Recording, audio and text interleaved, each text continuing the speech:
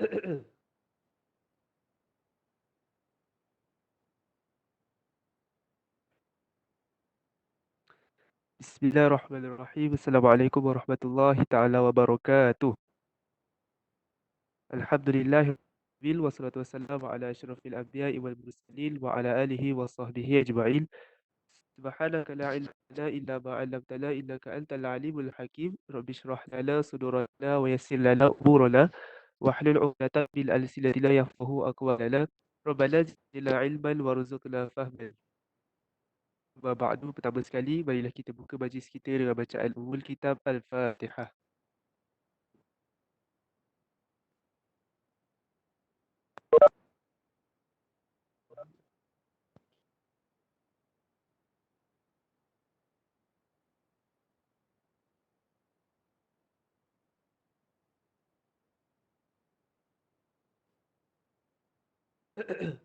Okay, baik.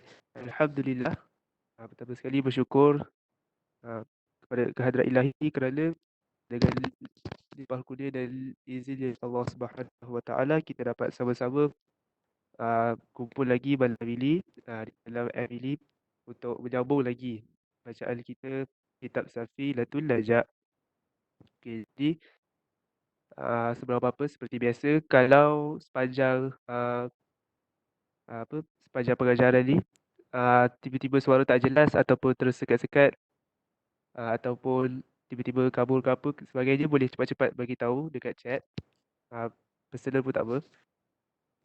Lepas tu lagi satu, kalau ada soalan sepanjang pembelajaran ni, boleh tanyakan terus di chat. Boleh tanya, insya-Allah akan dijawab seperti biasa di akhir sesi. Tanya je sepanjang sesi pelajaran tu, tanya je, tapi kita akan jawab pada akhir sesi insya-Allah. Okey, sekejap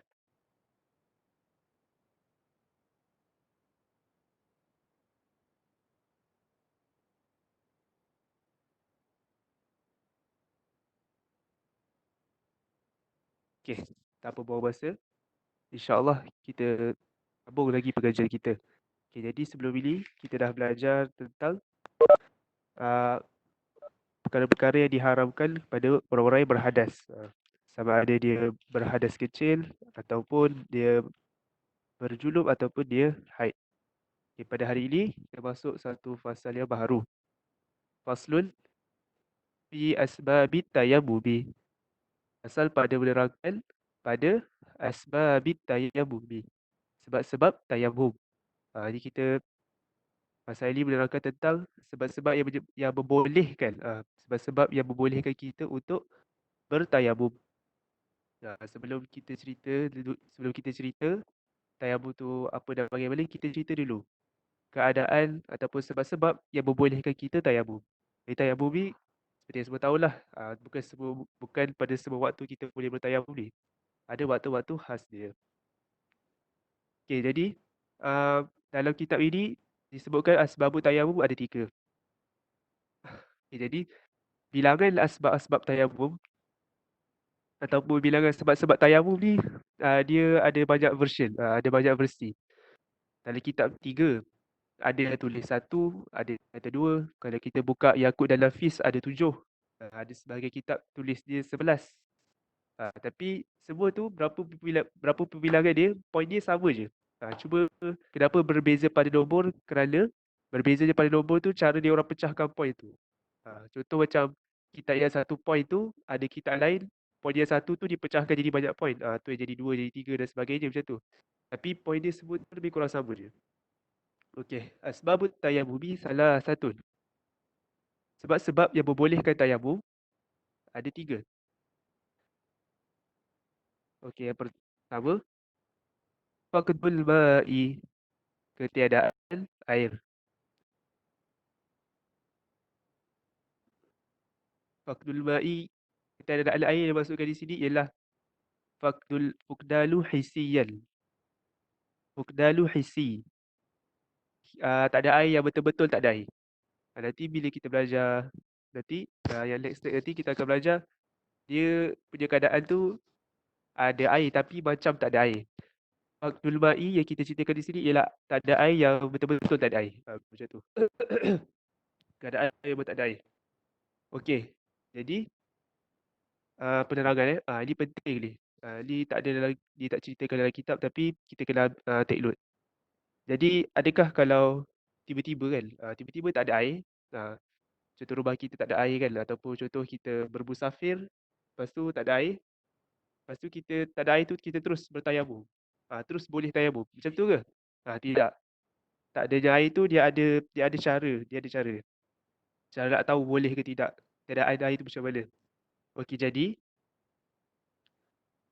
bila dah apabila ketiadaan air tu, apabila ketiadaan air tu, kita wajib mencari air sekitar tempat kita berada tu. Ah, seka,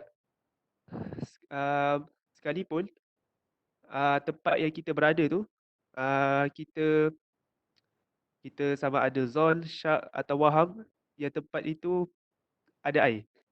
Jadi contohlah kan, contoh kita pergi ke hutan, ataupun ke padang pasir lah. Kita pergi ke padang pasir. Okey. Kemudian uh, tak ada air. Jadi sekalipun kita punya sangkaan, kita rasa macam tak ada air. Kita tak yakin tak ada air, tapi kita rasa macam tak ada air. Tapi still ada waham. Kita still ada boleh sangka yang ada air. Wajib untuk kita mencari air. Tetap wajib untuk kita mencari air.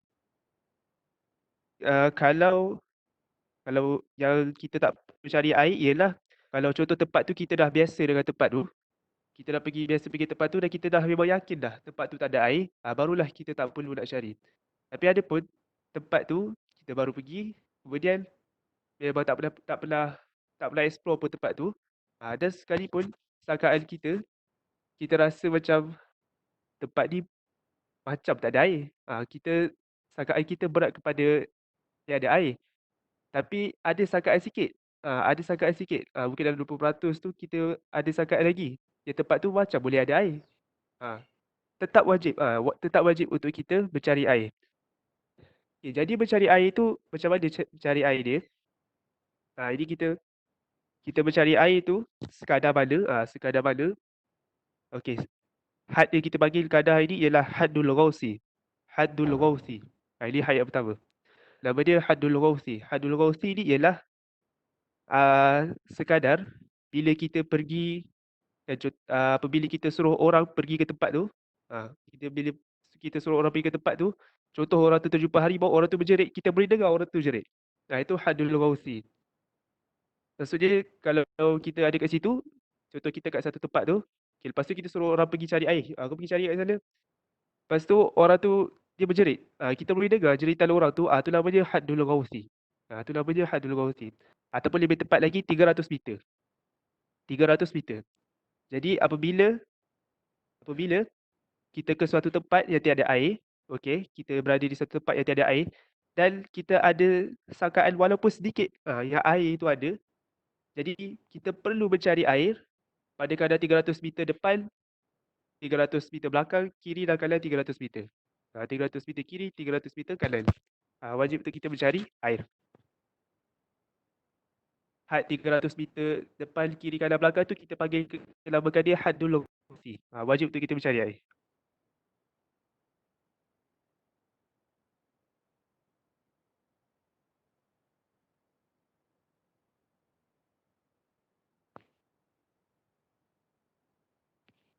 Kemudian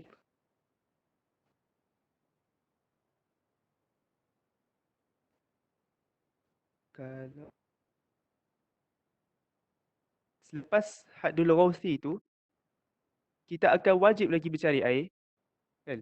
Contoh kan kita dah cari 300 meter ke hadapan, kita cari 300 meter ke hadapan, kemudian kita nampak lebih depan lagi tu, kita jadi yakin bila ke depan lagi tu ada air. Jadi maka wajib untuk kita pergi ke tempat yang ada air tu.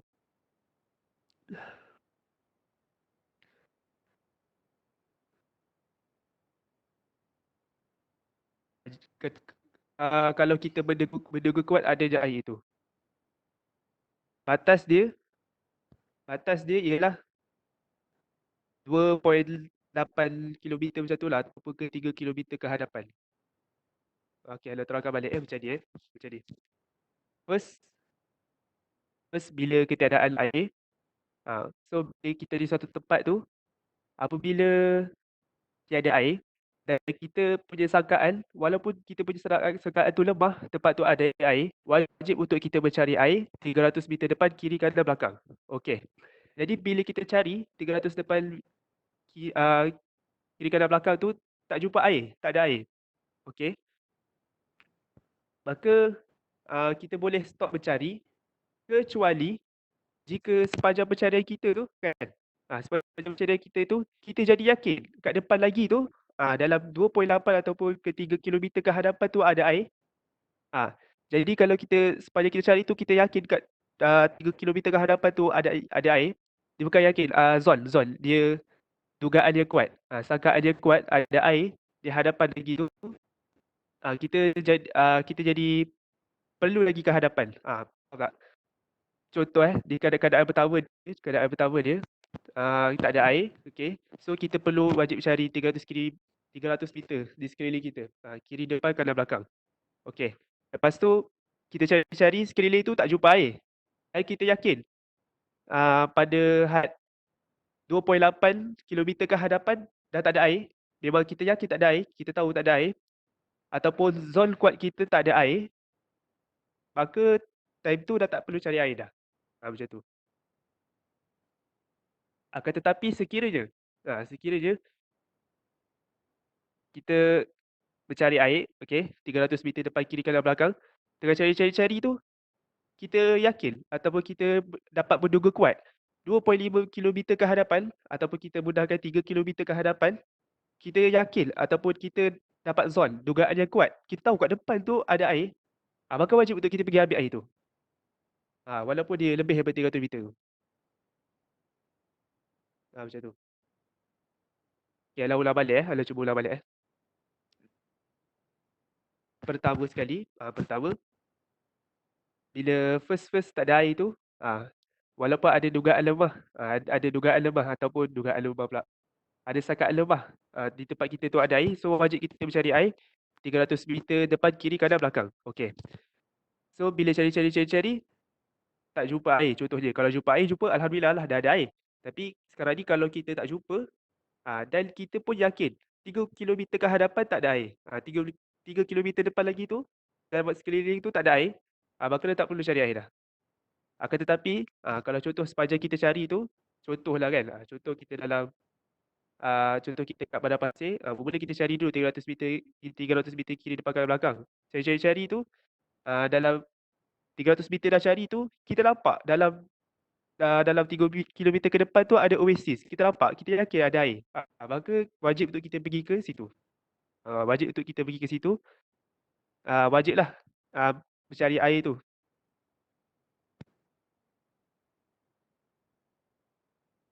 Akan tetapi kalau kita dah cari 300 meter depan, kiri, kanan, belakang, dan sangkaan kuat kita mengatakan tak ada air lagi pada kawasan 3 kilometer ke hadapan tu, tak ada air dah, maka tak perlu cari. Bagaimana pula? Okey, itu dia punya had yang 3 kilometer ke hadapan tu, kita namakan dia Haddul Qurub. Haddul Qurub. 3 kilometer ke hadapan tu kita panggil dia Haddul Qurub. Okey, macam mana pula kalau kita dah cari dah,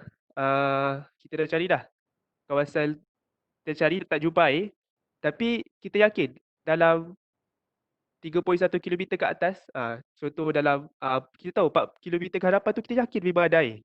Perlu cari ke tidak air tu? Jawapannya tidak perlu, sebab itu dah masuk dalam Haddul Bu'ud. Haddul Bu'ud ni dia lebih 3 kilometer, 3.1 kilometer dah ke atas. Haddul Bu'ud ni, walaupun kita yakin kat situ ada air, tak perlu cari air kat situ sebab tu dah jauh. Itu kita dah kira jauh. Jadi tak perlu. Sekalipun kita yakin, kita tahu tempat ni 3 kilometer ke hadapan ada air ni, kita tahu. Bukan 3 kilometer, 3.1 dan ke atas. Kita kata contoh 35 kan. 35 kilometer ke hadapan, kita yakin ada air. Perlu ke pergi situ ambil air? Tak perlu. Kerana itu dah masuk Hadul Bu'ud, dah jauh dah. Kira dah jauh dah. Jadi tak perlu. Jadi yang pertama tadi hadul ghaus. Hadul ghaus tu ialah 300 meter kiri depan kanan belakang. Ha. Jadi apabila kita ke suatu tempat yang tiada air, kita berada di satu tempat yang tiada air dan kemudian ada sakaan yang lemah. Walaupun lemah sakaan tu ada air, maka perlulah kita cari hadul ghaus. First kita cari hadul ghaus. Cari dulu di kawasan 300 meter kiri depan kanan belakang. So contoh kalau tiba-tiba sepanjang pencarian tu, kita cari 300 meter ke hadapan, 300 meter tu cari, kita jadi yakin yang 3 kilometer ke hadapan tu, 3 kilometer ke hadapan tu kita jadi bukan zon, kita punya sangkaan kuat. Sangkaan kuat tau, sangkaan kuat. Sangkaan kuat kita menyatakan ada air, maka wajiblah kita ambil air. 3 kilometer ke hadapan. Kalau lebih, kalau lebih daripada 3 kilometer tu, 3.1 dah ke atas, walaupun kita yakin, bukan sekadar sangkaan dah, kita yakin, tak perlu sebab itu dah masuk hadil ma'ud, dah jauh.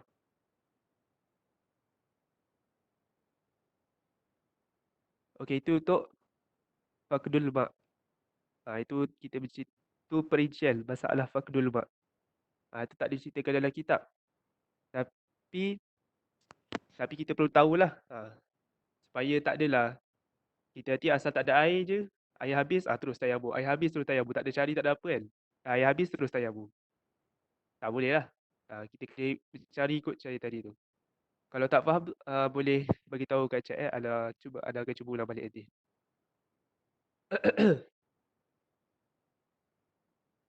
Okey, itu yang pertama. Faqdul ma'. Yang kedua, al-maradu. Sakit. Sakit tu sakit macam mana? Sakit yang tidak boleh kena air. Sakit tidak boleh kena air.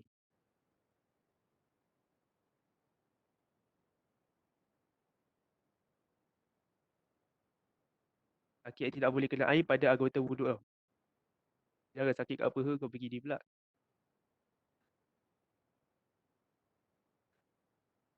Kemudian yang ketiga ialah wal ihtiyaju ilaihi li'atashi hayawanin muhtaramin. Dan perlunya kita ilaihi kepada dia air. Kita perlu kepada air tu li'atashi, kerana haus dia, hayawanin muhtaramin, haiwan yang muhtaram, dihormati. Haiwan yang dihormati. Haiwan yang dihormati itu apa? Apa? Okey. Wal ihtiyaju ilaihi li'atashi hayawanin muhtaramin. Perlu je ataupun berhajat je, perlu je kita kepada air tu untuk menghilangkan haus haiwan yang muhtaram, haiwan yang dihormati.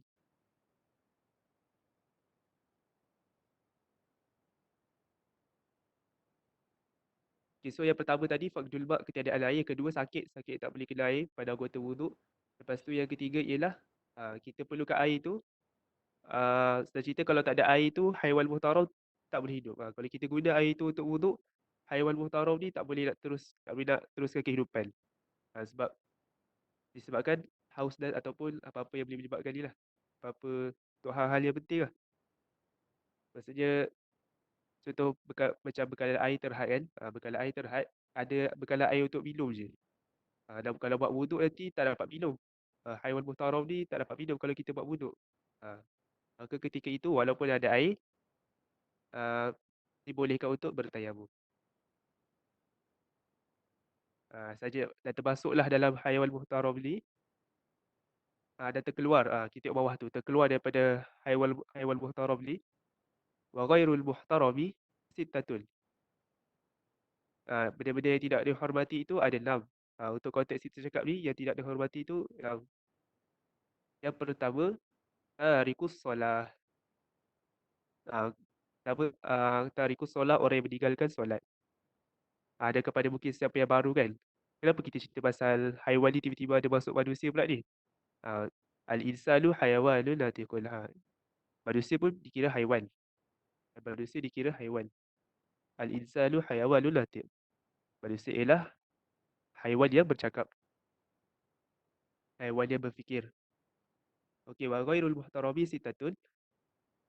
Perkara-perkara ataupun yang tidak dihormati itu adalah tarikus solah. Yang pertama ialah orang yang meninggalkan solat. Maka terkeluarlah orang-orang yang tidak solat ni daripada golongan haiwan muhtaram. Jadi contoh kalau keadaan uh, air terhad. Air terhad. Kalau kita buat wuduk nanti, orang yang tinggal solat ni dia tak ada boleh nak minum. Boleh bertayamum ke? Tak, tetap tak boleh tayamum. Sebab orang yang menjalankan solat ni tidak termasuk dalam golongan haiwan muhtaram. Tidak termasuk dalam golongan haiwan yang dihormati. Dan kedua, azali al-muhsan. Pezina yang muhsan. Pezina yang telah bernikah lah. Pezina yang telah bernikah. Kemudian yang ketiga, al-murtad. Golongan-golongan murtad.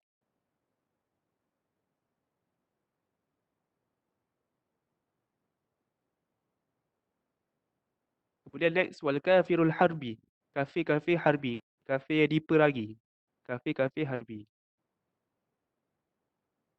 Kalau kafir jiran kita ni termasuk ke? Tidak termasuk lah sebab kita tak perangi. Wal kalbu. Wal kalbu al-akuru. Dan anjing al-akuru ni yang liar. Anjing liar yang ganas dan galak. Nanti kita akan belajar, kita akan jumpa al-kalbul mu'allam. Anjing yang diajar ataupun anjing buruan. Anjing buruan ni termasuk dalam golongan muhtaram ataupun tidak? Jawapannya termasuk dalam golongan muhtaram. Anjing buruan nanti kita akan belajar. Kita akan jumpa nanti. Jadi kita masukkan kalbu kat sini bukan sebarang anjing, anjing yang liar. Anjing liar yang ganas dan galak.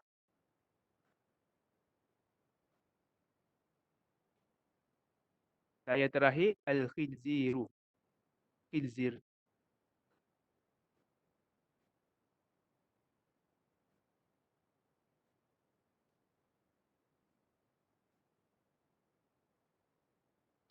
Okey, jadi peninggal solat, pezina yang telah bernikah, kemudian golongan murtad, kafir harbi, anjing liar, khinzir, keenam-enam ini ialah golongan yang tidak muhtaram. Golongan-golongan yang tidak dihormati. So kita kena ingatlah tadi yang kita cerita perlunya air tadi tu, al-ihtiyaju ilaihi atau syih hayawan muhtaram. Maka haiwan muhtaram yang dimasukkan situ benda-benda yang selain daripada enam-enam ini. Jadi kalau contoh kita perlukan air, tapi air itu untuk buat minum penzina yang muhsan contohnya, buat minum orang-orang yang murtad. So perlu ke untuk kita ni? So boleh bertayamum ataupun tidak?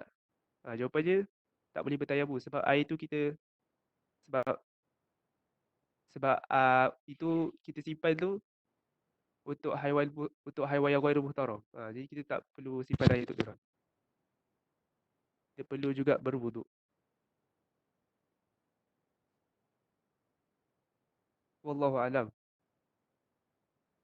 Dah pukul 10.25. Okey, kita buka sesi Q&A kalau ada. Maaf kalau penerangan malam ni agak uh, berterabur ataupun kelam kabut.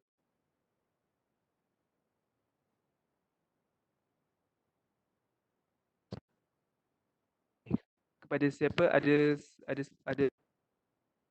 soalan nak bertanya ke apa? InsyaAllah kalau Alan tak dapat jawab, rakan-rakan Alan akan cuba menjawab lah. Kalau tak dapat, nanti kita sama-sama cari jawapan dia. InsyaAllah.